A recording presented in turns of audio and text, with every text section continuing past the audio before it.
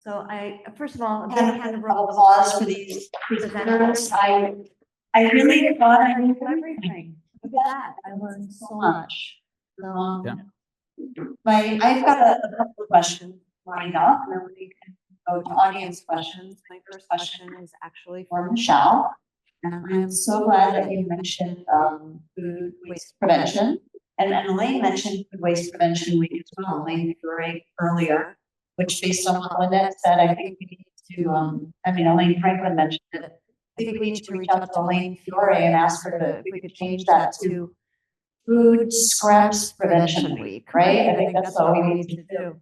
My first question for you, Michele, and I wish Anna were here, still here, to have heard all the wonderful programs in Miami-Dade.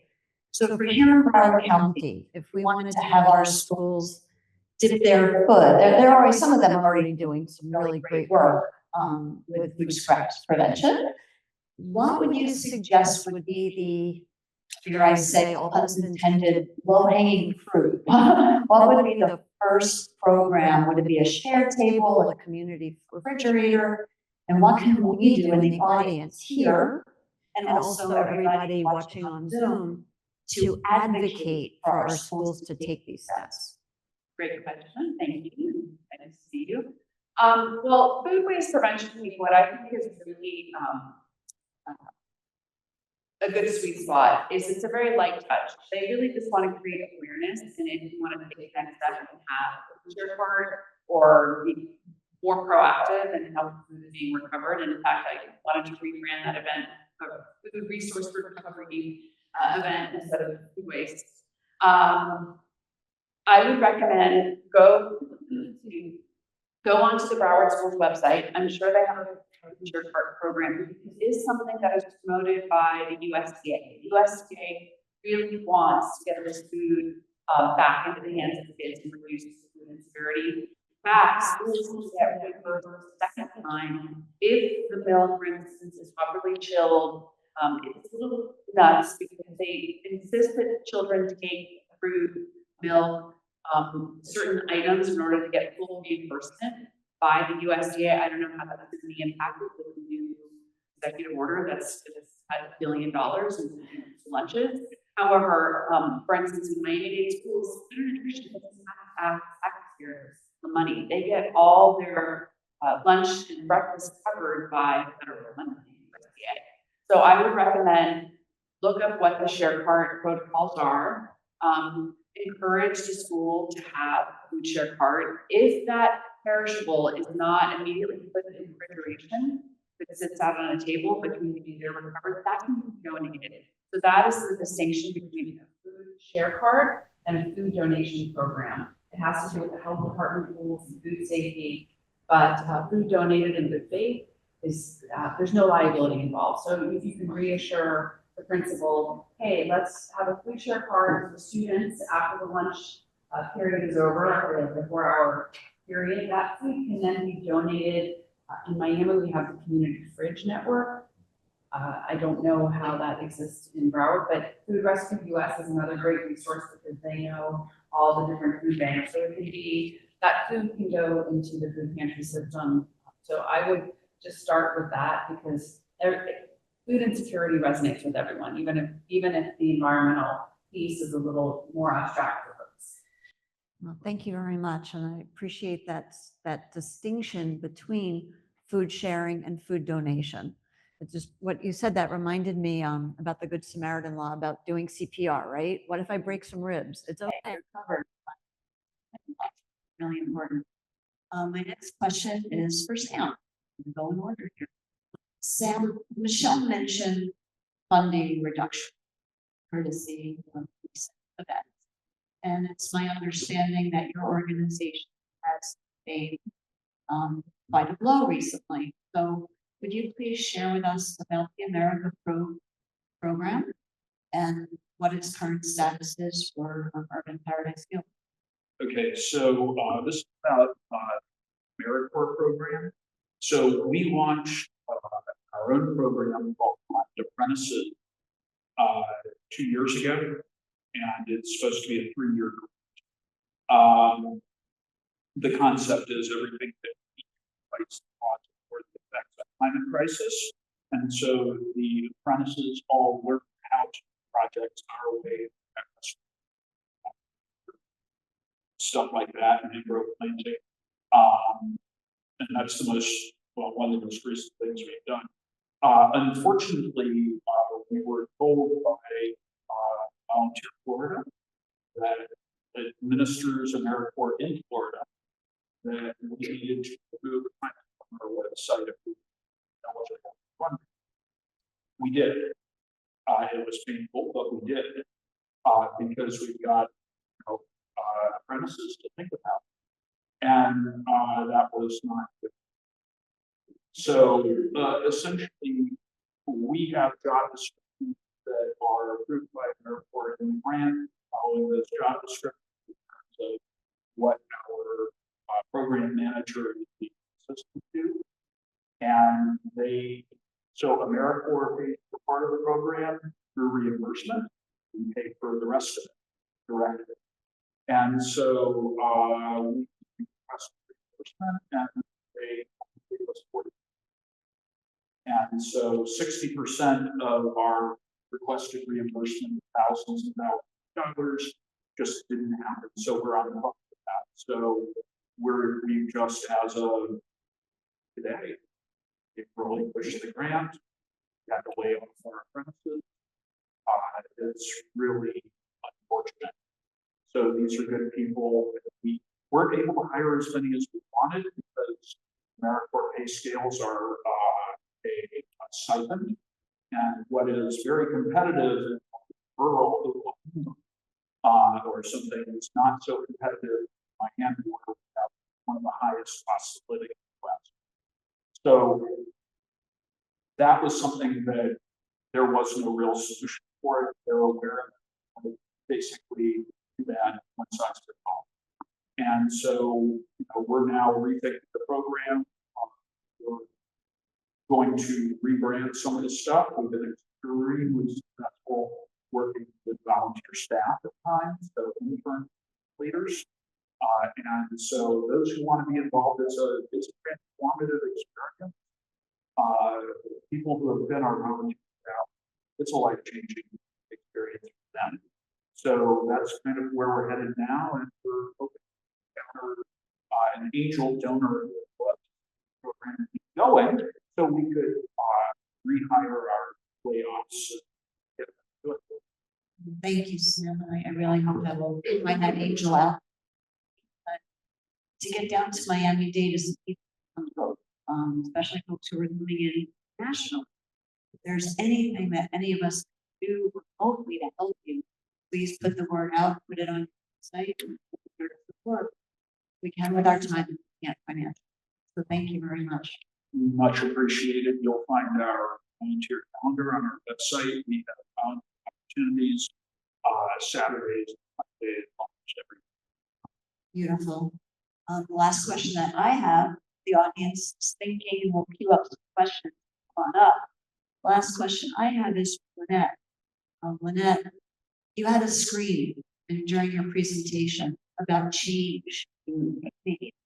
And last week I sat on this very stage and spoke with Broward County Broward County Mayor, Dean Fur, and asked him about regional actions that can be taken. And in the wake of the Drucker fire, about Miami-Dade looking to send their waste up north, up to Okeechobee, as opposed to building an incinerator, perhaps.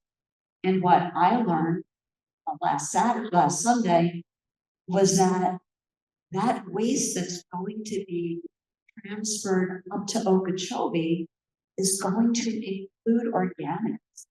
I had no idea. I truly made the assumption that everybody knew about methane and that Miami-Dade County mayor, commissioners, everybody knew that those organics had to be taken out, considering that Miami-Dade, Monroe County, this whole area, we're number one being impacted by climate change, sea level rise, everything. So what kind of legislation, what kind of change would need to take place that the city, the county, the state level, we know it's not gonna happen federally at this point. But what would need to happen here in order to get organics kind of classified as a recyclable, recoverable material? Well, I think you just said it. It needs to be reclassified because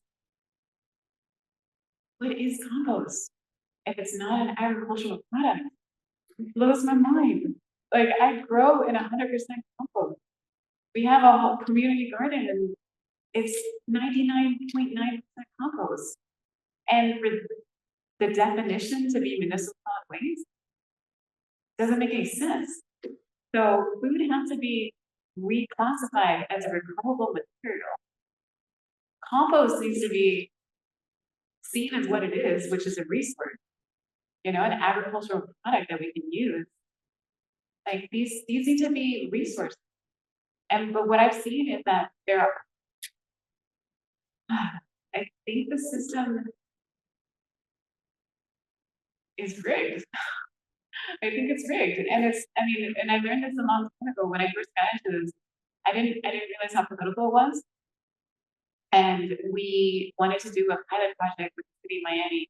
And it was a small pilot project using an universal composter. And it took us 18 months to get a permit from the Solid Waste Department every day. And we only got it because the city of Miami started running the county money in the newspaper. So the second article that came out, they kind of, oh, we'll sign. Like, why didn't you do that 18 months ago? There was a 6-week project, and that's when I learned about that pay contract that we had with the county, that the incinerator had. And the put or pay contract said that the county had to produce a certain tonnage of material to the incinerator, otherwise the county paid for it anyway.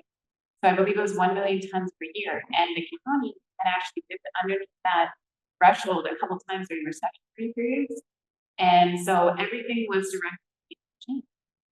So now the incinerator is gone, but it's still the same policy. So in general, that whole policy has to change. You know, it should not be designed for the proliferation of incinerators and landfills. It should be designed for sustainable waste management. And that's not how it is right now.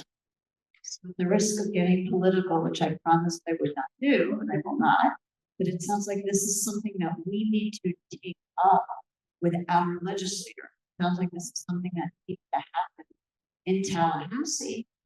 And perhaps it'll be next year, because this year we already are in the middle of the legislative session. And while I know that this got with certain legislators the possibility of filing bills that would reclassify the organics, that didn't move this year. So hopefully everybody listening now, next year's another year. But I would hope that we would get on that. And the state has been looking to update their compost systems for some time now, in the last, I think, two or so years. So we need to get on that. We also need to make sure that farms are allowed and actually not only use the compost, but actually have the revenue stream as well, so we can make composting more accessible to everyone. Thank you very much. Now, I don't know, Hayden, do we have time for questions from the audience? Whether you'd like to come up and ask a question?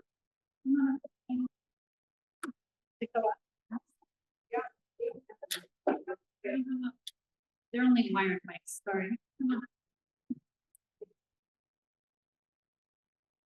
Hi. No, you're good. I'm interested in learning more about like how you do it when in our state.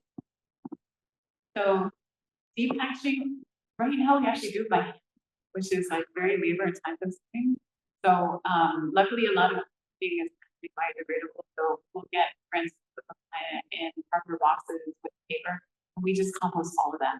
But then sometimes we're like literally plastic lettuce like individually, or we've even done so in sushi, the imitation crab meat, like literally peeling the plastic off of the imitation crab meat. So it is very time consuming, but we are actually depackaging machine. So there's these depacking machines that exist that are meant to separate the packaging material away from the food.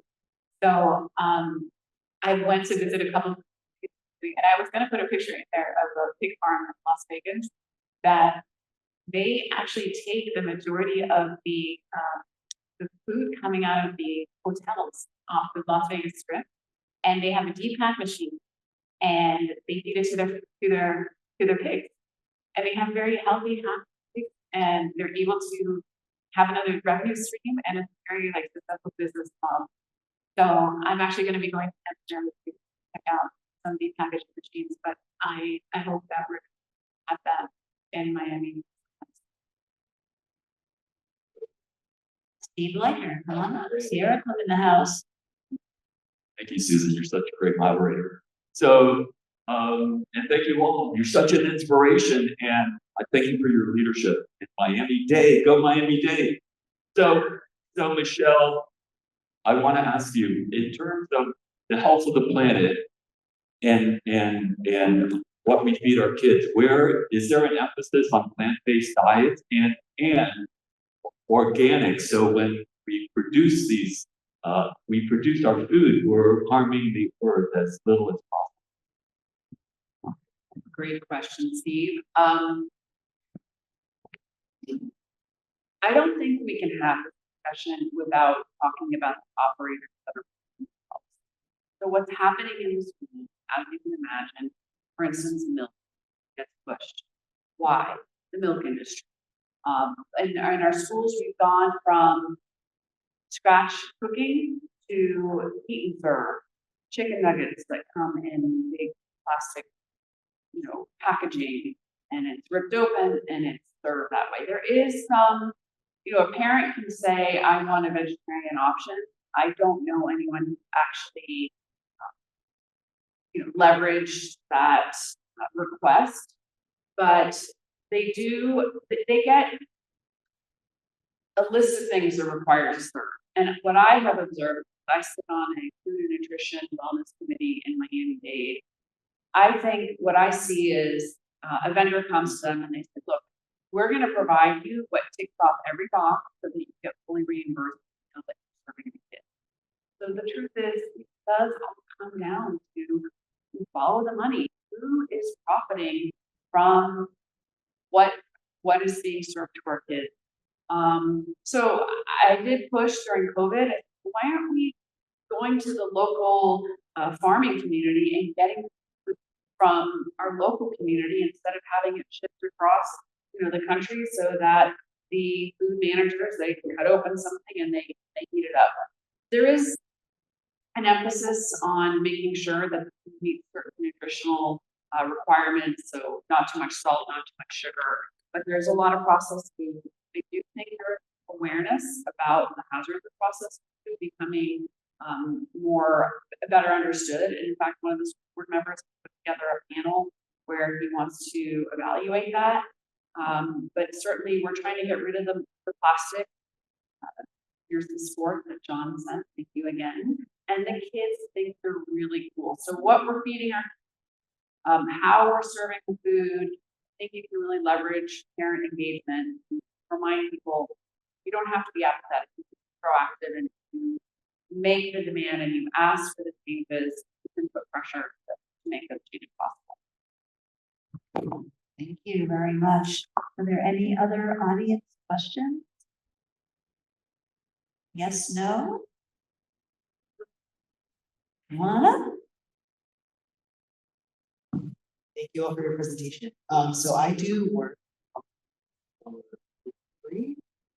So for trashing food or composting eggs that are people. So I'm curious to go a little bit more in depth about what food recovery looks like in South Florida. And for us, we have to have contracts like food recovery organization. And then also tracking. So if there's any tracking by weight like that. And I'm gonna add to that for a moment, and I'll let you all decide who wants to ask it. So here's a question that I was gonna ask. Thank you very much. It does beautifully. I have 2 mango trees, and my neighbors have mango trees. And when we have a bumper crop, we give them away to our friends and family. We cut them up, we freeze them, we make mango bars out the wazoo. And in the meantime, down the canal from me, there are always mangoes in the water because the neighbors don't do anything with them. And we're about to, in May, right? We're about to hit them. So where do I contact Feeding South Florida? What can I do? What can I share with my neighbors about what to do with extra mangoes? But that all goes together.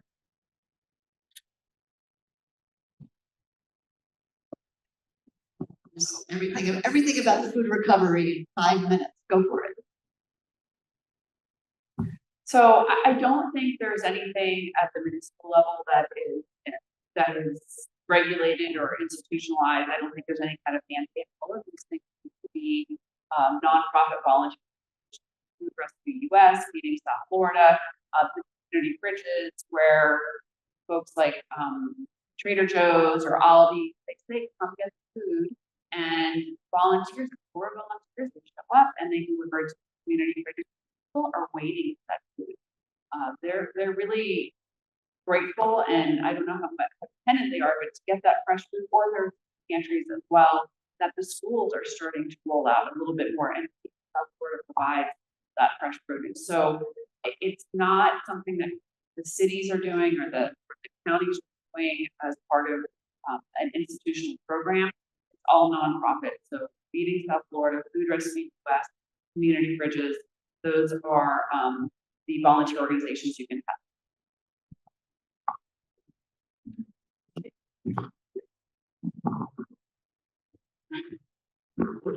And also to share our experience. So a lot of times we don't know what we're gonna get.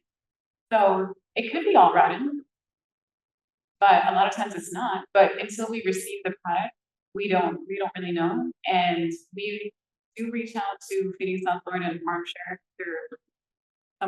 Farm Share is very close to us, but unfortunately they're not using to get it in time. It has to be, tell them in advance, and it's just not always available. So we formed our own network. So we tapped into a network that already existed, and it's our resident community. And there's a couple hundred people in that chat, and then we'll put it out in the chat, and then they'll talk their group, and the word gets out.